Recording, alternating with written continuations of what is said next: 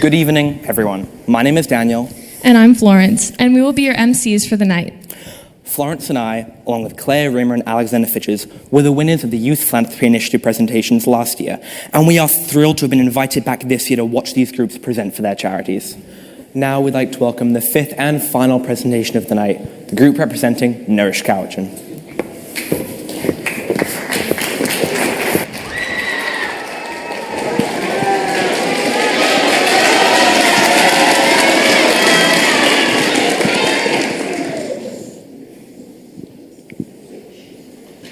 Good evening, everyone. We're here tonight to present our selected charity, Nourish Cowichan.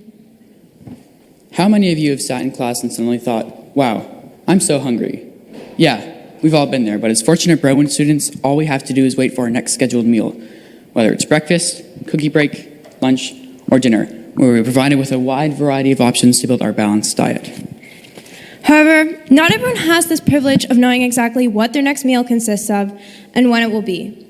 In fact, child hunger is one of the biggest social issues, both globally and locally.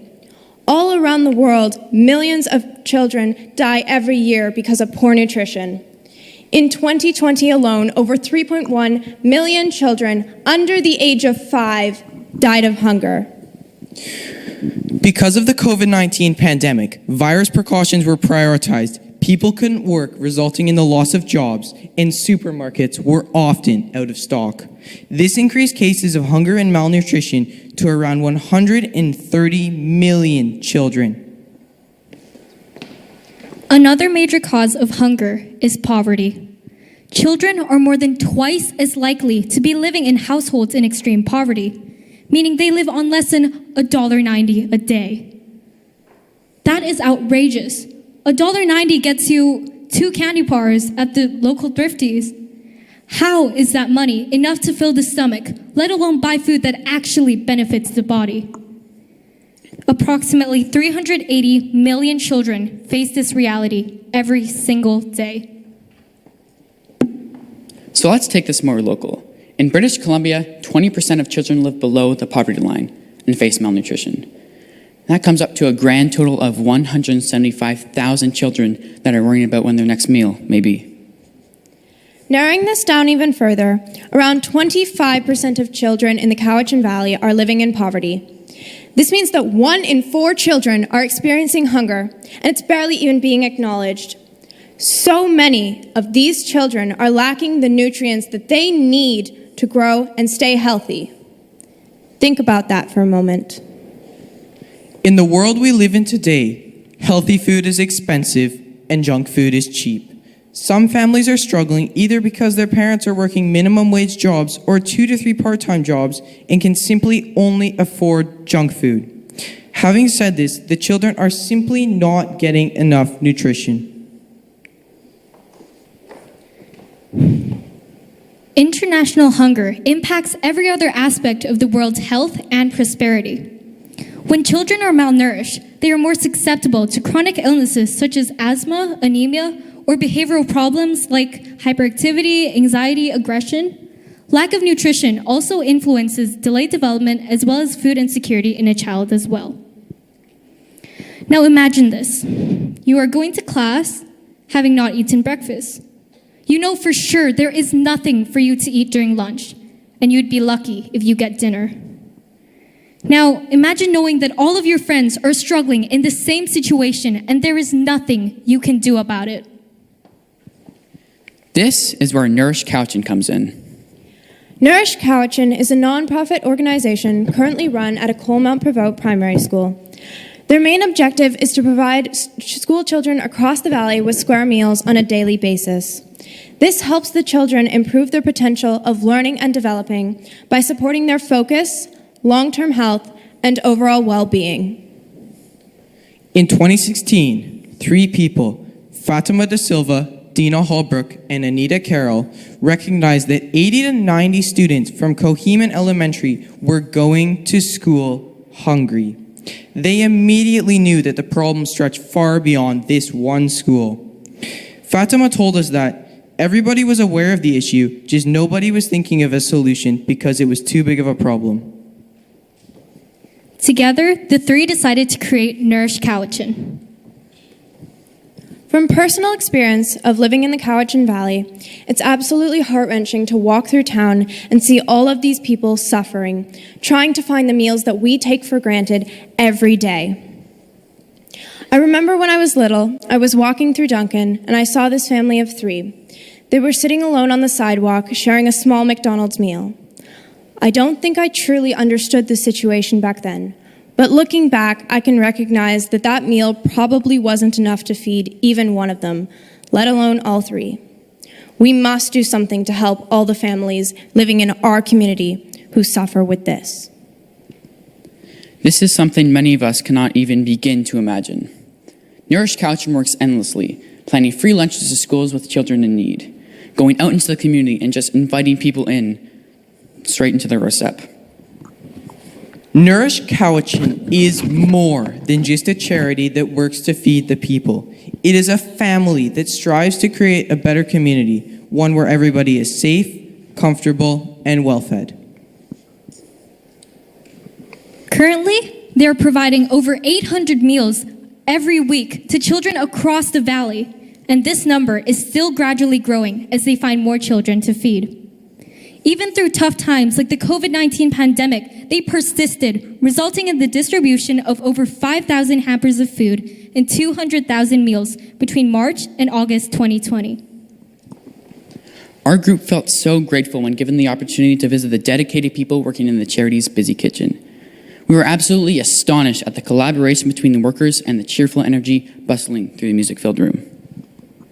Nourish Cowichan is an extremely generous community. We were even able to experience their open door policy firsthand, which is basically whoever needs a meal or a snack can get one. Absolutely no questions asked. We're not even kidding. When we arrived at the doorstep of the kitchen, the chef offered us oatmeal chocolate cookies and banana bread, which we graciously accepted. During our time of visit, we learned that Nourish Cowichan faces new challenges every single day. One of the most recent issues being how to transport hundreds of meals across the Cowichan Valley while the roads are closed due to floods. But in addition to that, there's a more pressing obstacle that's becoming progressively harder to ignore. The workload of making 600 waffles, 700 muffins, and so many other delicious pastries is rapidly building up. Sadly, as the numbers grow, Fatima and her team are finding it increasingly difficult to prepare the number of meals a day because of inadequate equipment. The possible $5,000 would go towards a desperately needed new large industrial stand mixer, as seen up here. This important piece of equipment is necessary to create a more efficient work process, which means more children being fed on a daily basis, which is the big goal. So what about us, the people who aren't part of Nourish Cowichan? What can we do to help? These children rely on us, all of us, the older kids, the adults, the elders, to show them the pathway of a healthy lifestyle. It's up to us to do everything we can for the future generation. So if we can make a change, then why don't we? Step up. Donate. Just $20 feeds a child for a whole week. Volunteer a part of your time to help prepare meals for these kids. Even little steps like these can help a child lead a better life. Fatima and her committed group of volunteers already work overtime on a daily basis, trying to provide meals to these kids that so desperately need them. Nourish Cowichan's hope is that one day the organization is no longer needed. So what does this mean? It means that the children are fed. It means that they are going to school with proper nourishment, and schools have finally fully developed an advanced nutrition program. But as for now, Fatima and her team know that their journey will be costly, difficult, and take time. But no matter what gets in their way, failure is not an option. Because if we fail, these kids don't eat. Thank you.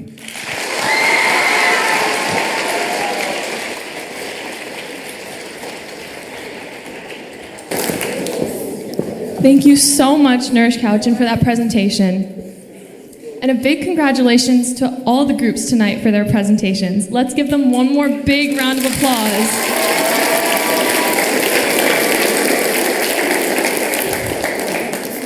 Now, we'd like to kindly ask the judges to exit the audience space to go deliberate our winners for the night.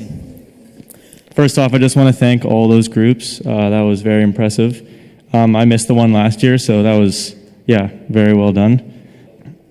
That was really tough. We just fully got told to wrap it up because we were taking too long. So if that goes to show you groups that it was very close. Drum roll, please. And the winner is Nourish Cowichan. Oh, they're so happy.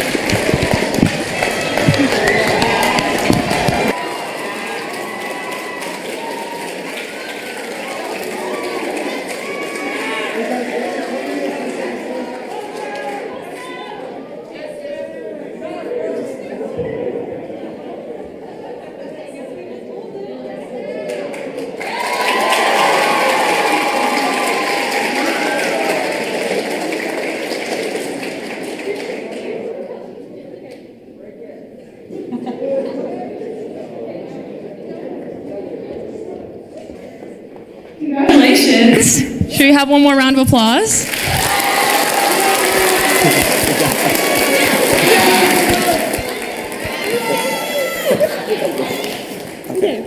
We know it's been a lot of sitting and listening tonight, but we have two more special groups to thank. First, a big thank you goes out to the audience, you guys, for your amazing listening job. I know your support means so much to the charities and the groups presenting tonight. Lastly, a huge thank you to everyone who has participated in this project and have worked so hard over the last couple of months to represent their charities so well. Let's give them one more massive round of applause for everything they've achieved.